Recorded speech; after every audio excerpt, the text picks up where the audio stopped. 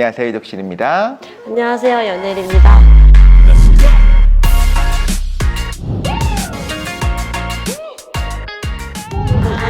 반갑습니다. 반갑습니다. 안녕하세요. 저는 아주 평범한 세 아이의 엄마이고요. 아이들과 소통하고자 지금은 독서 지도사로 일하고 있는 박현영 집사입니다. 반갑습니다. 네, 집사님 반갑습니다. 어머니.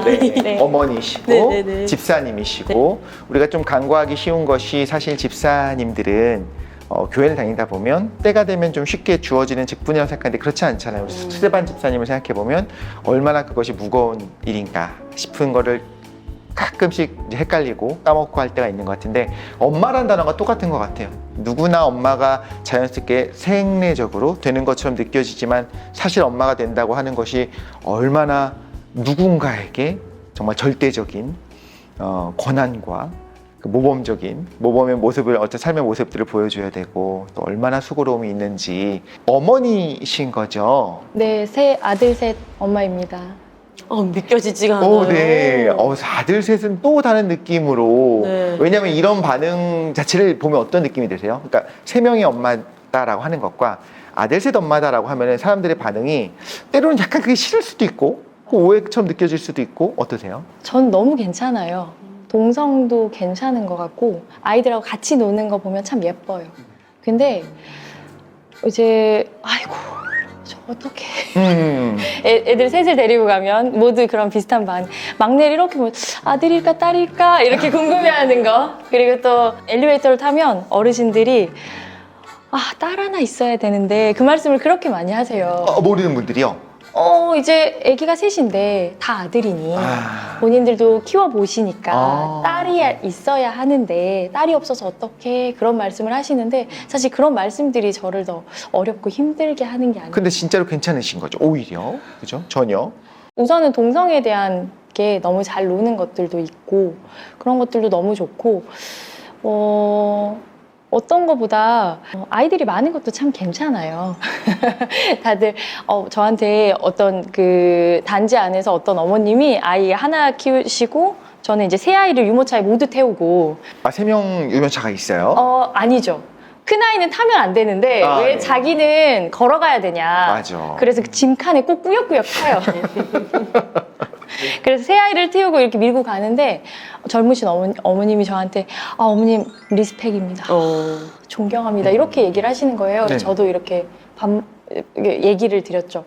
저도 하나이었을 때가 제일 힘들었었던 것 같아요. 저도 이제 큰아이와 둘째 아이가 4살 터울인데 키웠을 때 사실 기다려주면 되는 건데 기다려주면 아이가 할 수 있는 것들을 엄마가 기다려주지 못해서 엄마도 바쁘고 아이도 커가면서 그만큼 성장하지 못하고 했던 부분들을 기억하면서 둘째, 셋째를 꼭 같이 가져보셨으면 좋겠다 이렇게 권유드리면서 하시는데 절대 안 된다고. 저는 절대 키우지 않겠다고 이렇게 말씀하시더라고요. 그러고 보니까 4살 터울이니까 3년 반, 4년 정도는 네. 한 명을 키우신 거예요. 그렇죠? 외동 같은 느낌이었던 것 같아요. 네. 그때도 계획은 있으셨어요? 혹시 뭐 나중에 둘째? 그냥 둘 정도는 그리고 큰아이의 형제는 만들어주면 좋겠다는 생각은 있었는데 셋은 전혀 예상 못했죠. 그러시구나. 네. 근데 또 이런 생각도 하실 것 같아요. 왜냐하면 지금 딱 보는 분들이 좀 연령이 있는 그리고 육아를 끝낸 분들이 보실 때 저 집사님은 네. 어려서 그래 20대 중반에 나도 팔팔했어 이렇게 하실까 봐 지금 한 20대 후반 정도 되셨나요? 어떻게 되셨나요? 저요? 대략? 이게 방송인가요? 기분이 너무 좋아져가지고 네, 마음은 늘 30대고요. 네. 지금은 이제 40대 문턱에 이제 접어들고 있어요. 네. 최강 동안이시다. 그쵸. 자녀분들을 소개를 간단 해본다면요? 저는 9살 임우헌, 5살 휘서, 3살 임다함, 남자아이 셋을 키우고 있는 엄마이고 둘째 아이가 지금 막내 아이 같았다면 셋째를 생각도 못했을 것 같아요. 그런 얘기를 해요. 네. 꼭 둘째나 셋째를 낳는 분들이 첫째나 둘째, 그러니까 그 이전까지가 순했으니까 괜찮을 거다 생각해서 한 명을 더 이렇게 생각한다고. 그 둘째 아이가 특히 또 첫째 아이도 너무 여자아이 같은 아이들이었고 제가 통제하고 얘기하는 것들을 잘 컨트롤되는 아이였었는데 셋째 아이를 낳고 나서 되게 많은 것들을 깨달았죠. 절대 밖에서 뒤집어지는 애를 엄마 잘못이라고 하면 안 되겠구나. 이전에는 조금 판단하고 이렇게 네, 하셨던 적이 굉장히. 있었어요. 저 친구는 엄마가 소통하지 않나 봐, 대화하지 않나 봐, 엄마가 집에서 책을 잘 안 읽어주나? 라든지 이렇게 판단하는 것들이 굉장히 많았었는데, 이제 셋째 아이가 우선 소리를 먼저 지르고, 네. 네. 그런 아이를 처음 겪어보면서, 하나님께서 나에게 이 아이를 통해서 말씀하시는 게 분명히 있구나. 내가 누군가를 정죄하고 판단하는 것들이 하나님 보시기에 내가 얼마나 잘못되어 있는 것들인지 깨달을 수 있는 기회를 준 게 저를 더 많이 성장할 수 있게 만들어준 게 저희 막내 다음이지 않을까. 처음 경험했습니다. 진짜 아들 같은 진짜 사나이를. 근데 좀 약간 전문가의 느낌이라고 해야 되나? 뭔가 이야기할 때 그냥 육아의 네. 전심인 그런 분이 아니라 뭔가 이제 좀 공부를 하신 느낌도 있어요. 그래서 어떤 분이신지 좀 소개를 한번 해주셔도 좋을 것 같아요. 저는 치료사로 일을 했었고요. 이제 운동치료 파트에서 이제 그 운동을 가르치고 처방받은 대로 또 사람들을 설득하고 설명하고 이런 일들이 참 저하고도 잘 맞다고 생각을 하고 일을 했어요. 네.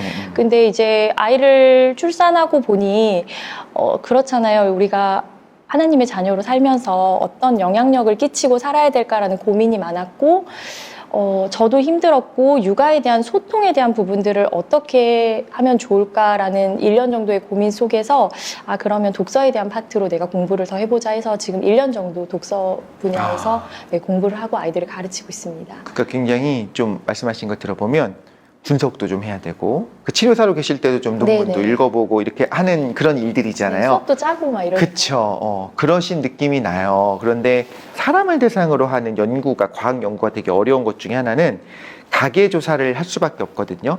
그러니까 우리가 동물이라고 한다면 동물 실험도 할 수가 있고 다양한 것들을 이제 조작을 해보면서 실험할 수가 있는데 사람은 그렇게 할 수가 없잖아요. 그러니까 굉장히 제한된 수의 그 가계를 보고서 그 가계 안에서 어떤 것들이 흐르고 있는지를 연구하면서 유전병도 연구하고 이렇게 할 수밖에 없어요. 근데 사람이 많아봐야 자녀가 정말 많아봐야 6명, 5명이고 보통 그것도 되게 드물잖아요. 그러면 본인이 가르쳐본, 낳아본, 그리고 옆에서 본 아이들은 그렇지만 안 그런 아이가 있을 수도 있는데 어떻게 저렇게 이야기할 수 있을까라는 생각을 한 번씩 할 때가 있어요. 물론 의사나 진짜 그 정신과 의사 쪽이 듣거나 아니면 아이들에 대한 상담을 전문적으로 하시는 분들은 사례를 가지고 통계적으로 말씀하실 텐데 그게 아닌 분들은 야 내가 키워봤는데 나도 해봤어 그러면서 하는데 그 말이 꼭 어떻게 맞을 수 있을까 상황이 다 다른데 그런 생각을 했었거든요. 어떻게 보면 우리 집사님이 마지막 3번째 맞아요. 아이를 네. 보면서 그런 생각을 좀 하신 거죠. 맞아요. 이해할 수 있겠다라는 생각과 판단하지 말아야겠다라는 네. 생각이 말씀하신 대로 들었던 것 같아요. 그리고 남편분은 네. 집사님이신가요? 네, 맞습니다. 남편 집사님께서는 또 다른 아들의 느낌인가요? 아니면 든든한 어떤 동반자이자 지원군이자 약간 이런 느낌? 아니 아들 4명 키우죠. 저는 요즘에 진짜 배우자 기도를 엄청 열심히 하고 있어요. 그래서 오늘 이렇게 집사님 모신다고 얘기 들었을 때 아기도 많이 낳으시고 네네. 또 어떤 남편을 만나셨을지 너무 궁금한 거예요. 어떠세요? 금술이 좋아야 아이를 여러 명 낳는다는 얘기도 있었던 것 같아요. 사이가 안 좋으면 그렇게 낳지도 않잖아요. 저는 참여도의 차이인 것 같아요. 무슨 얘기냐면 남편이 얼마나 육아에 참여하는지에 따라서 네. 하나 더 낳을까라는 이야기가 나온다는 거죠. 그 얘기는 네. 테러 같은 저녁 시간이 벌어지죠. 이제 저녁에 이제 밥을 먹게 되거나 막 그러면 이제 새 아이를 막 먹이고 준비해서 막 먹이고 막 바닥에 떨어지고 막 아이들 챙기고 제가 한 번은 내가 식탁에서 몇 번 일어나는지 한번 세본 적이 있었어요. 한 번의 식사 시간에 20번을 넘게 일어나더라고요. 와, 표정 너무 안 좋아지고 있어. 놀라워요.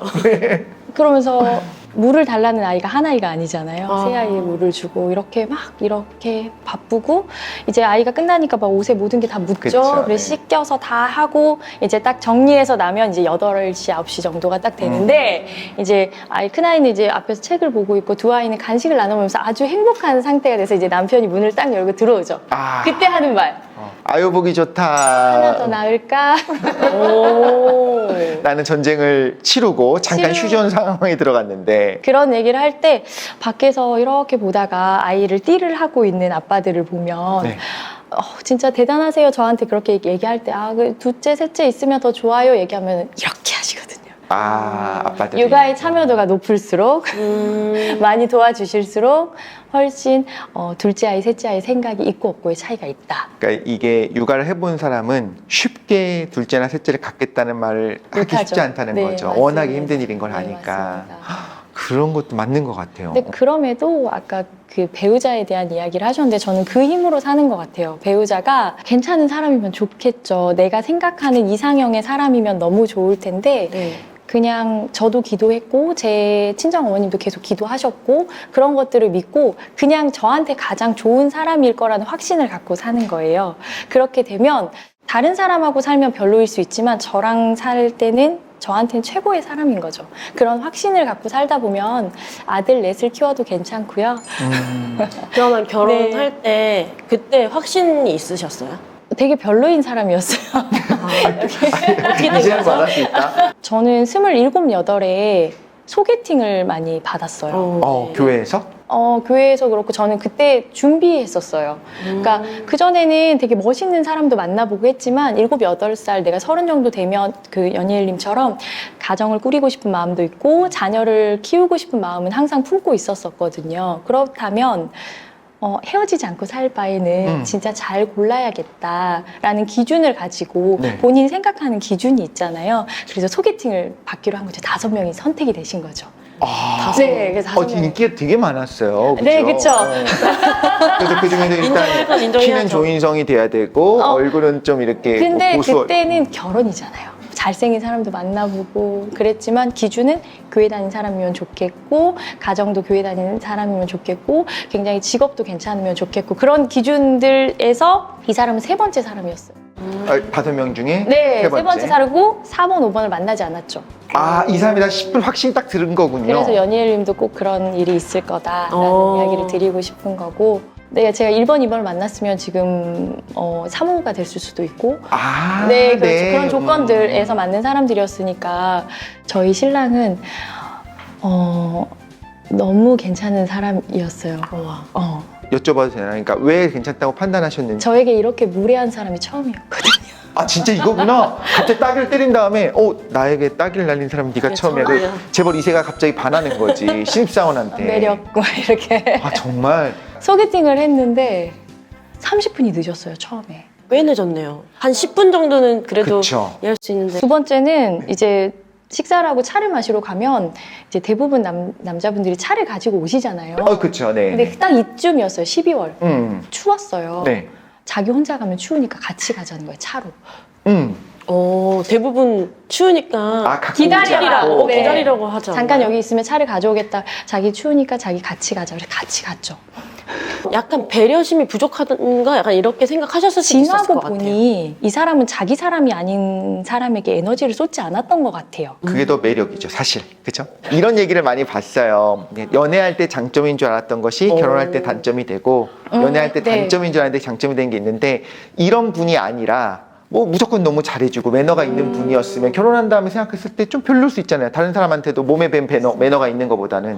그러고 이 사람은 2번을 만나봐야겠는데 제가 싫은 건지 내가 어떻게 나를 싫어할 수 있지라는 그때까지만 해도 굉장한 자신감을 갖고 있었을 때 그러셨군요. 그렇게 그래 이 사람 한번 내가 이 사람한테 승리하지 않으면 어떤 사람도 안 되겠다. 내가 너를 한번 무너뜨려 봐야지. 진짜 궁금한 게 그 오기 안에는 사실 사람에 대한 호감이 전제됐기 때문일까요? 아니면 진짜로 어씨 뭐야? 둘 다였던 것 같아요. 그렇죠. 관심이 없으면 안 만나죠. 그 무례함이 매력으로 변해가고 있었던 것 같고 3번째 만났을 때 굉장히 친절해진 거예요, 사람이. 이제 내 사람이다 싶었구나. 우와. 그거지 않았나. 정말 내 사람에게만 잘하는 사람이라는 생각이 들면서 이 사람과 가족을 꾸리면 내 아이들에게 정말 잘하겠구나 라는 생각이 들었고 저희가 한 6개월 정도 연애하고 이제 투닥투닥 해서 저희 아빠도 빨리빨리 해라. 여자가 연애를 오래 하면 안 된다.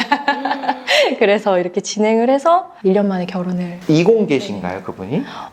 약간은 그런 그 좌뇌적인 좀 그런 게 그런 있는 게 건 있으셨어요. 지금도 공감할 수 없어요. 그래서 저희 큰아들이 저희 남편을 제일 많이 닮았는데 그 아이 때문에 책 육아를 시작한 것도 있는 것 같아요. 아, 이해도 하고 공감이 싶고. 안 돼요. 아, 머릿속에도 걔도 회로도 있고 나름의 공감의 행동들을 하는데 다르게 표현이 되다 보니까 네. 저도 이제 이야기를 듣다 보니까 남편 집사님께 더 공감을 하게 되는 부분도 있고, 세 번째 정도 만나면 고백을 해야 된다 이런 이야기들이 통용됐었어요. 그러니까 소개팅으로 만났는데 세 번을 만났는데도 계속 애프터만 하고 이도저도 아닌 것처럼 끌고 다니면 안 된다. 마음에 들면 대쉬해야 된다. 라는 게 이제 남자들 안에 있었었거든요. 그때 제가 활동하는 어떤 그런 커뮤니티에.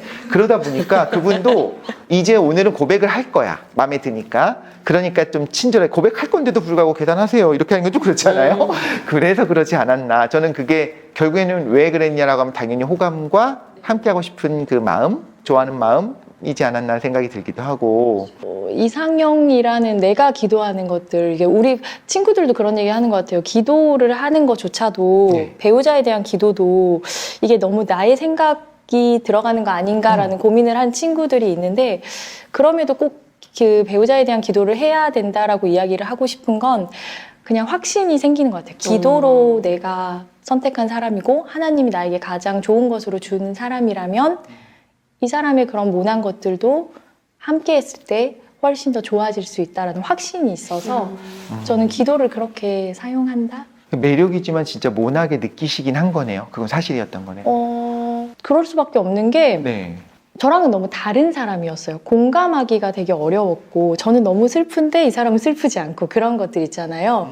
근데 또 매력으로 나왔던 거는 크리스찬들이 네. 교회에서는 거룩하지만 밖에 나와서는 신호를 어기고 어. 쓰레기를 버리고 이렇게 하잖아요. 근데 이 사람은 굉장히 일관적인 사람이었어요. 그런 게 되게 저한테는 매력으로 다가오지 않았나. 1, 2번 같은 경우도 이렇게 막 신앙적인 이야기를 굉장히 풍성하게 식사를 하고 왔는데 남는 것은 없는 그런 마음이 들었었을 때 이 사람은 저한테 나 같은 죄인도 천국 갈 수 있을까라고 물어보는 것만큼 굉장히 솔직하고 하나님 앞에서 정직한 사람이었고 그런 것들이 저에게 너무 매력으로 다가오지 않았나.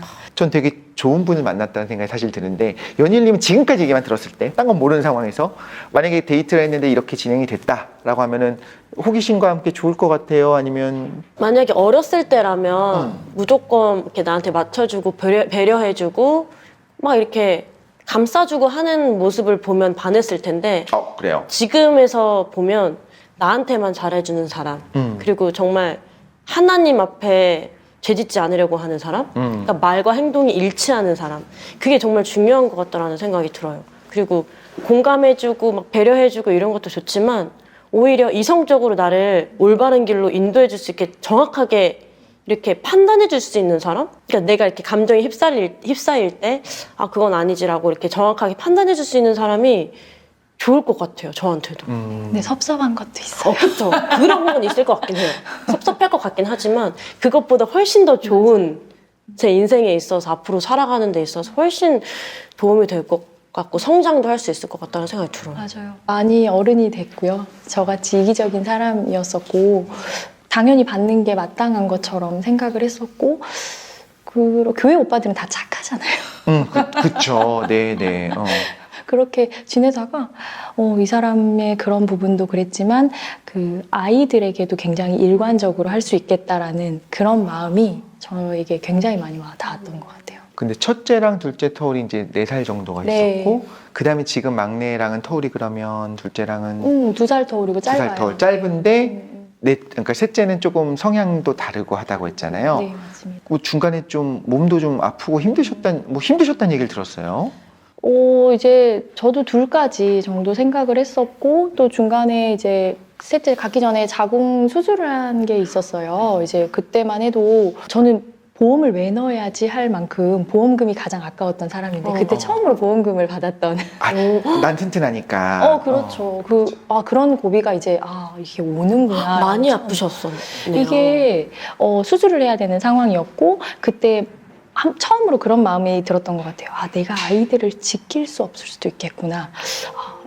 하나님이 하셔야 되는구나. 그러니까 저를 치료해 주시고 저를 살려주세요 라기보다는 아이들을 지켜주세요. 네, 아이들을 위해서. 네, 맞습니다. 내 자리가 없을 수 있다면 네, 아이들에게 담대함을 허락해 주세요. 이제 막 그런 큰 마음들이 항상 사건이 생기고 나면 저도 많이 성장하고 남편 또 아이들도 많이 성장하는 것 같아요. 그래서 그때 그런 병원에서 보냈던 그런 것들이 성장하게 했던 계기가 하나 있었고 이제 셋째 아이 낳고 나서 제가 그 별남에 우울증이 왔죠. 네, 견디기 힘들. 그러니까 이래서 약을 먹나 싶은 마음이 들 정도로 스스로 감정 컨트롤이 안 되는 이런 건가? 저는 항상 그러니까 기도하면 하나님이 들어주셔라는 마음들이 항상 있었어가지고 네. 그랬는데 그리고 우울증이라는 게 엄마들이 공부 안 해서 그래. 잘 몰라서. 네, 그것뿐만 아니라 엄마들이 집에서 나태하게.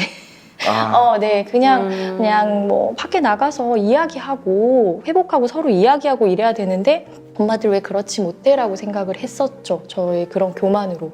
그런데 하나님 아니시면 할 수 없는 상황 정도까지 모든 생각들이 우울하고 어둠으로 갇혀버리는데 내 앞에 있는 아이들조차도 너무너무 싫고 지금 당장 빨리 사라졌으면 좋겠고 혼자 있었으면 좋겠고.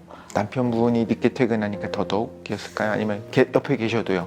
의지했었으면 누군가를 의지했었으면 했을 텐데 네. 그냥 항상 마음이 그런 마음이 있었어요. 신랑은 바쁘고 사실은 직장에서 열심히 해주는 것도 감사할 일이라고 생각을 했어요. 자기 역할을 잘 해주고 저는 집에 있으니까 아이들을 잘 키우고 그러면서 나는 남편이 있는 것만으로도 감사해. 사실 비교하다 보면 이제 더 속상한 것들이 많잖아요. 저 신랑은 이렇게 해주는데 이렇게 도와주는데 그런 마음을 저 스스로 갖지 않으려고 싶었던 것 같아요. 그래서 더욱더 남편이 있는 것만으로 고마워 이렇게 계속 누르다 보니 이게 혼자서 해결할 수 없는 정도까지 왔었고 그때 하나님이 이래서 우리 안에 공동체라는 걸 주셨고 남편을 주셨구나라는 생각이 딱 들었어요. 그때만 해도 우울증 있으면 되게 나약한 사람이라고 생각을 했는데 이거를 혼자 견딜 수 없으니까 지금 당장 정말 그 아파트에서 큰일을 낼 것 같은 그 정도까지 막 밀려오니까 그러면서 그때 처음으로 남편한테 얘기를 했죠. 그때 처음 하셨어요? 네, 처음 나 죽을 것 같아. 다 내가 감당해야 된다고 기본적으로 생각하셨었네요. 저의 직업이라고 생각했어요, 육아가. 그때 하나님이 말씀하시더라고요. 그래서 내가 너에게 남편을 주지 않았냐. 남편이 엄청 큰 힘이 있나 봐요. 굉장히 이성적인 사람이잖아요. 네. 그럴 때 이성적으로 대답하더라고요. 다른 사람들이면 공감하는 사람이 어떻겠어요? 고생했다 이렇게 할 텐데 나 아이들 없어도 돼.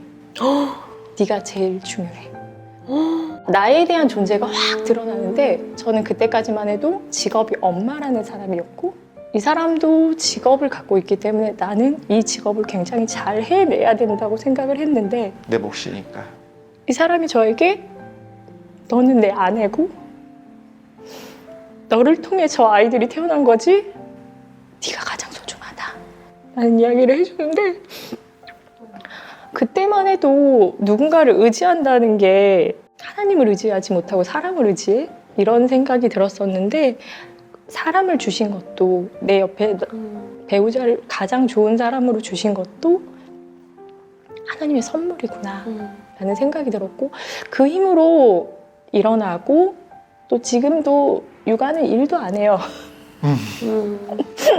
자기 역할을 굉장히 잘하고 있고 사람은 변하지 않습니다. 그때 너무 감동이셨잖아요. 근데 맞습니다. 그렇게 한번 견뎌내고 나니 이 아이들이 더 많이 사랑스럽게 됐고 거기서 절대로 내 이성적인 판단으로 내 생각으로 될 수 없는 일이 있구나라는 것들을 경험했던 것 같아요. 약간 하나님께서는 모든 상황을 통해서 나를 돌아보게 해주시는 것 같고 나의 그 단점과 내가 눈이 가려졌던 거를 하나님께서 네. 열어주시면서 나를 진짜 거울로 비춰보게 해주시는 것 같다는 생각이 들어요. 맞아요. 거기서 저는 엄마였잖아요. 그 전까지만 해서. 근데 그 남편을 통해서 하나님의 자녀라는 나 하나라는 것들을 그때 발견하면서 너무 행복했던 것 같아요. 아, 진짜 나도 하나님의 그 자녀고. 집사님 얘기를 듣다 보니까 정말 그 신앙의 믿음의 유산이 엄청 대단하다는 그런 생각이 들거든요. 그러네요. 네, 그 네. 믿음이 네. 저 요니엘님만큼 대단한 믿음을 가진 분은 또 처음 보는 거예요. 어떻게 이렇게 믿음을 갖게 되시고 신앙생활을 하신 거예요?